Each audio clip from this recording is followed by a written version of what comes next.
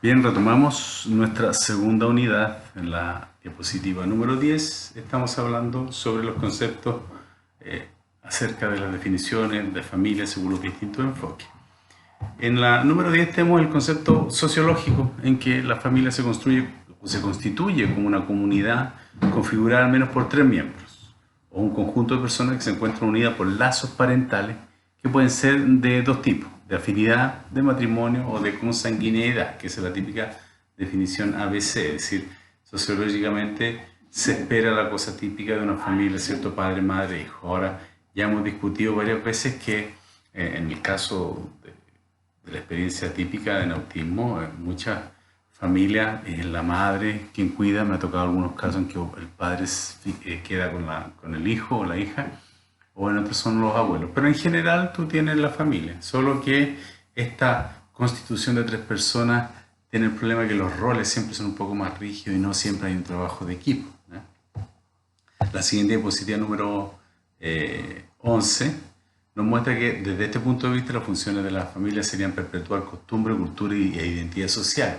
Y ahí tenemos otro problema, porque dentro de esa costumbre está a veces el que la madre tiene que cuidar al hijo, en que los niños con algún trastorno tienen que ser sobreprotegidos, en que el rol de los abuelos es malcriar y no criar, en que, en fin, los padres tienen que ser proveedores solamente. Entonces es súper importante considerar la cultura a la cual pertenece y cómo dentro de esa cultura están definidos los roles. Por otra parte, dentro de una familia se supone que se reconoce y se respeta la autoridad, pero a veces lo que el papá dice, la mamá lo desautoriza o viceversa. Lo que la mamá fala, el papá va y da maña al niño. O los abuelos están en una lucha de quién tiene el control o la razón sobre el niño. Por otra parte, se educa en el lenguaje y la comunicación escrita, el uso del diálogo y la comunicación, pero ¿qué hace una familia que tiene un hijo no verbal, que no ha sido entrenado muchas veces para señalar, usar comunicación alternativa? ¿Cómo vas a promover ese tipo de trabajo, que es súper importante? Porque en la medida que los miembros de la familia se comunican entre ellos, el nivel de estrés disminuye. También está la función de respetar las normas sociales, las convenciones de cada núcleo familiar, o crear una identificación de los roles y modelos de conducta social, solo que un autista moderado y severo tiene una forma particular y única de alguna forma de interpretar y de comportarse en el mundo social, y un autista leve va a tener también unas dificultades a veces para percibir el alcance de las normas de su comportamiento. Entonces, esas normas sociales a veces son complicadas y ya vemos que muchas familias se retraen, digamos, y no van al supermercado, o no van a una fiesta, o no van a un parque, porque los hijos son vistos de forma diferente. Hay culturas en que tener un hijo con autismo es una cosa terrible y es mal mirado. Existen ahí aún grupos sociales donde tener un hijo con trastorno es poco menos que un insulto a la familia, o que tener un hijo con trastorno, una hija con trastorno provoca vergüenza. En fin, a mí ya en algunos lugares, por ejemplo en Brasil, me hicieron la pregunta si yo no tenía vergüenza de tener un hijo con autismo. Yo le dije que no, porque como no era un corrupto, un ladrón y un estafador, yo no podía tener vergüenza de él.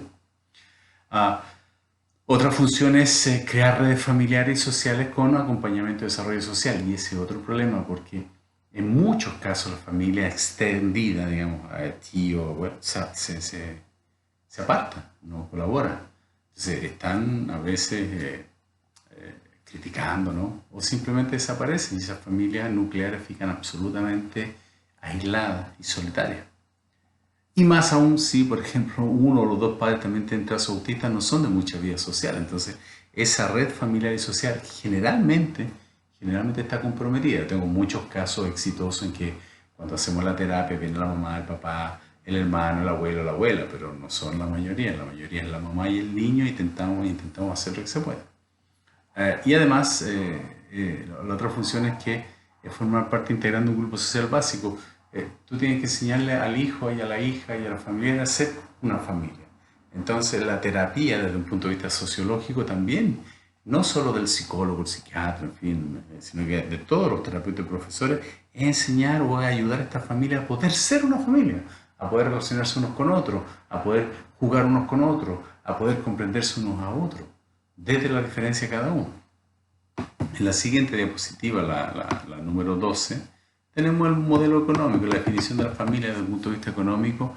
La familia es un subsistema económico que fluye como receptor, como emisor de fuerzas políticas, puede ser productivo o no, y que se modifica en los campos históricos. Yo me recuerdo que a veces, a manera de chiste cruel, digamos, una broma cruel, decíamos que una familia con autismo era una microempresa porque tú pagabas profesor, pseudoprofesor, psicopedagoga, fonoaudiólogo, terapeuta ocupacional, médico, fisioterapeuta, en fin.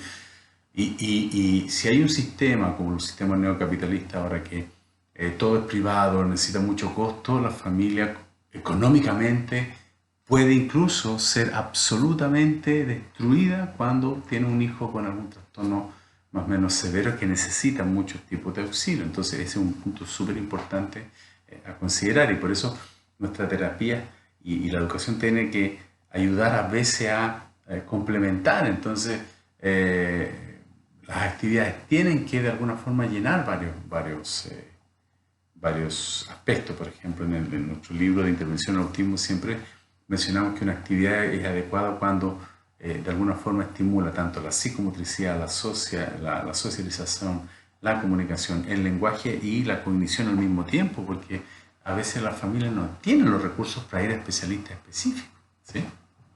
En la siguiente, Teresa, entonces las funciones desde el punto de vista comunicativo sería dar a todos y cada uno de sus miembros una seguridad económica. Es complicado el mayor temor, el pánico, la ansiedad típica de los padres y madres, ¿cierto?, de la familia. El niño con autismo es qué va a pasar con este niño o esta niña cuando yo no esté. También otra función sería dotar a sus integrantes de los elementos materiales mínimos para cumplir sus necesidades básicas. Y es complicado porque es difícil educarlos, es difícil tener un programa o un plan de salud, en fin. Entonces es un problema que toda esa función que es tácitamente asumida o tácitamente colocada en la familia, muchos padres manifiestan esa angustia que no consiguen cumplir. Esto de crear una cultura económica de ahorro y manejo del capital, preparar al individuo para su independencia económica y enseñar el uso y manejo de la moneda, muchas veces se puede cumplir en moderados a leves, pero en crianza severa no se va a cumplir nunca, en algunos moderados no se va a cumplir nunca.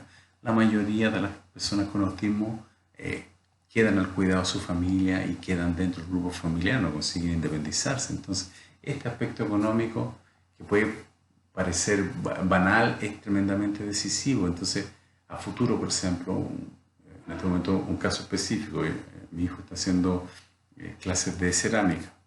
No para que sea rico, pero por lo menos va a vender su cerámica y de ahí va a salir algún dinero por su remedio, en fin. Tenemos que crear también situaciones, tenemos que crear instancias donde autistas moderados y severos puedan producir algún bien, algún producto que puedan de alguna forma vender y tener ingresos por lo menos para costear parte de su subsistencia, porque las familias muchas veces no dan abasto. Estoy pensando, por ejemplo, en gran parte de América Latina que no tienen los recursos de salud. Entonces, un niño autista no tiene por qué ser una carga. Si pensamos con inteligencia, si creamos organizaciones, podemos tener organizaciones donde nuestros niños están produciendo. El caso de los Down es impresionante, que personas con Down tienen restaurantes o trabajan, en fin. Entonces, las personas con autismo tenemos que empezar a pensar en ese sentido, no pensar en ellos como inútiles y como carga. Una cosa es tener autismo y otra es ser inútil. Mi hijo es un autista severo y está haciendo cerámica, es decir, siempre podemos intentar encontrar alguna vía de acceso, ¿sí? La siguiente, desde el punto de vista 14, la diapositiva número 14, desde el punto de vista legal. La familia va a ser considerada según las definiciones y normas legales de cada nación, país o comunidad. Es decir, no es lo mismo una familia islámica que una judía, que una budista, que una taoísta, en fin. ¿Sí? Y tampoco va a ser lo mismo una familia según la ley francesa, alemana, tailandesa. Entonces, hay todo un aspecto legal que muchas veces olvidamos y también es súper importante porque muchas veces legalmente una familia con un hijo con discapacidad en algunos países tiene muchos derechos, pero si la familia no va atrás de esos derechos, si no lucha por ley, si no va y nos pregunta, si no llena documentos, si no hace trámite, no lo va a conseguir. Entonces algún miembro del equipo de terapia, si no hay una asistencia social, tiene que colocar a esos padres en la línea de ir a procurar sus derechos legales. Existen muchos países donde hay beneficios en impuestos o medicamentos, en fin, entonces tenemos que colocar a los padres en esa línea también. Las funciones desde el punto de vista legal es, la familia debería, ¿cierto?, crear los hábitos de autocontrol, reconocimiento de roles, normas y autoridad. Pensemos en un Asperger, pensemos en un autista leve, que no sabe el alcance, que puede ser mutuo, parece grosero, que no respeta la ley. Entonces, desde un punto de vista legal es complicado. Países como Israel tienen una ley específica para autistas leves o síndrome de Asperger en actos de violencia. Por ejemplo, muchas veces un niño con Asperger o con TEA leve va a agredir a alguien en la escuela porque se sintió agredido, pero el medio ambiente social va a interpretar de otra forma. Entonces tenemos que también ir de alguna forma organizando las familias para tener un campo legal diferente también. Dentro de la función legal de la familia enseñar a respetar reglas y normas, ¿cierto?, con producto de las convenciones sociales y particulares. Otra vez, la dificultad de las personas con autismo es comprender la norma social, el sentido social. ¿Por qué hacer eso? ¿Por qué hacer eso? Reconocer los acuerdos y roles de los padres y los hijos entre sí en la esfera mutua de responsabilidad. Entonces el respeto a los padres, el respeto a la autoridad, el control de los padres es súper importante, pero por otra parte tenemos personas que piensan que no, que como es autista hay que seguir todo lo que el autista quiere, o que tenemos que adaptarnos a él. Yo tengo trazos de autismo leve y soy extranjero en un país. Ese país no se adapta a mí y el mundo no se adapta a mí. Entonces es súper importante entender que tanto la sociedad que se tiene que adaptar a nuestro hijo, como también nuestro hijo tiene que hacer algún esfuerzo para adaptar y nosotros adaptarnos. ¿Por qué? Porque el mundo no se va a adaptar, es una cosa obvia. Y porque legalmente es parte de nuestra función adaptar a nuestros hijos al mundo. Entonces tenemos que aprender a no ser tan extremos, ni una cosa tan autoritaria, ni una cosa tan centrada solo en el sujeto con autismo. También tenemos que entender que hay que diferenciar y respetar los derechos de todos los miembros de la familia y la sociedad, haciendo distinción por edad, función, ubicación e interés. Entonces, si colocamos eso dentro de la mente de las familias con autismo, tenemos que ayudar también de alguna forma a orientar, promover, ¿cierto?, estimular a las familias a organizarse, estimular a las familias a crear grupos poderosos de presión, grupos poderosos de investigación, grupos que sepan escoger o presionar a los profesionales para hacer un buen trabajo. Es nuestra responsabilidad también, ¿sí? Por ejemplo, yo tengo mucho tiempo tuve el problema de que por incluir a la familia dentro del set terapéutico era criticado porque estaba formando padres terapeutas. Y yo siempre dije, no, estamos formando padres preparados. Es que después esos padres van y nos piden a nosotros hacer lo mismo. Eso ya no es mi problema. Los padres tienen absolutamente el derecho de pedir y de pedir a los profesionales que les enseñen qué hacer con su hijo. Ese es parte del principio bioético de autonomía que vamos a hablar en una posterior unidad. Y por último, asumir la comunicación como principal herramienta de prevención y manejo de solución de conflictos. Entonces, aquí hay otro problema. Muchas veces la comunicación se entiende como hablar, no como escuchar. La comunicación se entiende como hablar y no como interactuar, como jugar, como relacionarse. Entonces, parte de la terapia y la educación es enseñar tanto al sujeto con autismo como a la familia a estar permanentemente favoreciendo la interacción, porque eso es una forma de prevención, solución de conflictos, y no solo desde un punto de vista legal de la familia, sino que además como un punto de vista de salud material, salud psicológica. Entonces, las funciones de la familia son, resumidas, desde un punto de vista sexual, la unión sexual de los progenitores, ¿cierto? Como vemos ahora en la diapositiva número 16, satisfacer las necesidades de los progenitores, tanto afectivas como sexuales. El problema es que teniendo muchos hijos, teniendo hijos con trastornos, hijos que te demandan, que no duermen, obviamente esa relación de la familia se rompe y vamos a ver que es bastante común la separación o la disfunción del matrimonio. Por otra parte, de una función reproductiva, la familia, que es perpetuar a partir de la reproducción, y muchas veces, muchos de ustedes a lo mejor escucharon en una entrevista de diagnóstico la pregunta de la familia de: mi hijo se va a casar y tiene un hijo severo. Entonces, muchas veces el no poder seguir promoviendo, ¿cierto?, la perpetuación del apellido es una carga para muchas familias, y es una cosa que hay que estar trabajando psicológicamente.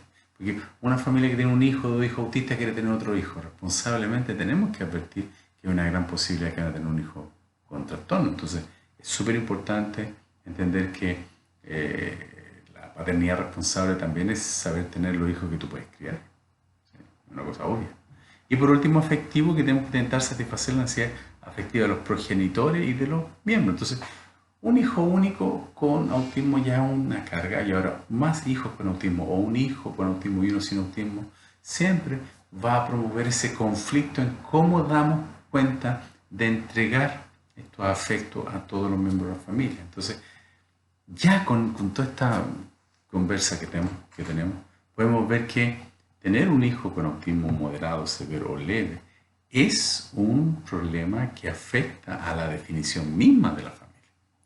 Si vamos ahora a la diapositiva número 17, en la actualidad estamos entendiendo, ¿cierto?, la familia como un grupo que psicológicamente serían personas unidas por un fin común o sentimientos de afecto y afiliación. Entonces, el problema es que cómo creamos un proyecto común, una familia que incluya ese miembro con autismo, pero sin direccionar toda la familia al autismo del hijo.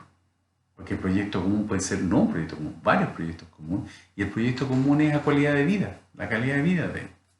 La familia es un grupo primario con reglas particulares, influenciado o no por la información que recibe. Entonces, la terapia y la educación debería ayudar a promover este grupo con reglas mucho mejores, más conscientes, más inteligentes, más funcionales. A diferencia de los grupos de masa, la familia debería presentar un mayor nivel de comunicación y permanencia con roles a fin y a largo plazo. Entonces es súper importante entender que incluso padres separados, uno siempre le dice, mira, tú puedes ser marido por un tiempo, pero tú vas a ser padre toda la vida. Entonces es súper importante también entender eso, y los padres muchas veces ven al hijo como un bebé toda la vida y no se tocan que el hijo va a crecer y que le van a envejecer, y que un hijo autista es un hijo en casa para toda la vida, la mayoría de las veces. También la familia se constituye con un ambiente restringido, íntimo de cada persona, es decir, supone que la persona es quien es o tiene una forma diferente en realidad de ser en familia. Y algunos estudios muestran que los hijos se comportan peor en casa y peor con las mamás que con otros restos, una cosa emocional. Ahí tú te libras, tú muchas veces haces un esfuerzo por portarte bien fuera de la casa, y cuando tú eres un niño con trastorno de déficit de atención o con autismo, en casa tú te sueltas. Entonces también es una cosa que es bastante más compleja, y no siempre tenemos que culpar a la familia o decir, no, ustedes son ineficientes. A la mayoría de los niños se comportan peor en casa. ¿Por qué? Porque es su hábitat natural, es su zona de confort, están más protegidos, en fin.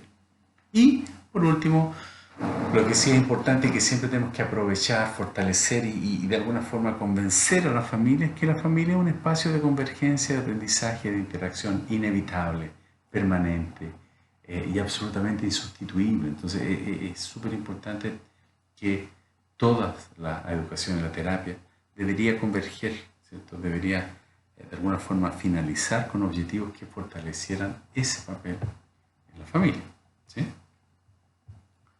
Vamos a hacer una pequeña pausa y vamos a una tercera unidad. Hasta un rato más.